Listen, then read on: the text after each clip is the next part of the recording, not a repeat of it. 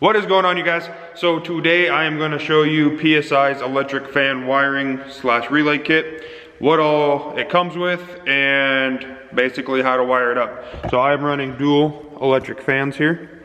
So I have the two kits. Kit number is KIT-1010. So basically, since I already have it mostly wired up, I'll show you how I have it ran and what every wire does. So you got one plug here, one plug here. You got obviously your main power that's going to go up to your relays that are sitting over there. Then you got your ground that will just go to the frame or chassis or whatever. Same thing on this one, you got your ground. Power wires run up to the relay / and fuses. And then as you can see down here, you got your two main powers, your two blues, your two reds. The reds are power, blues are your ground, your ECM trigger wire basically.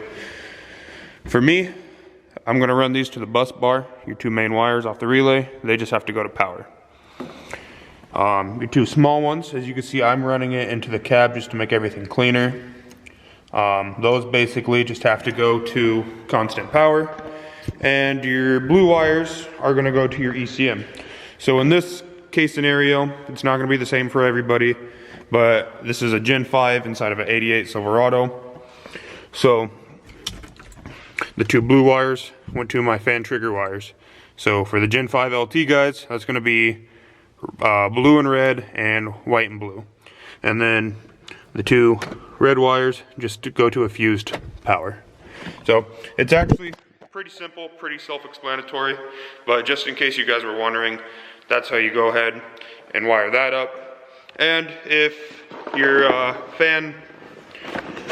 if your pigtails that they send you on the actual harness that are in there don't plug directly into your fan, they send you extra pigtails to wire up. So that's pretty much it. That's pretty self-explanatory. That's how you guys are gonna wire in the PSI electric fan wiring relay kit. Again, kit number KIT-1010.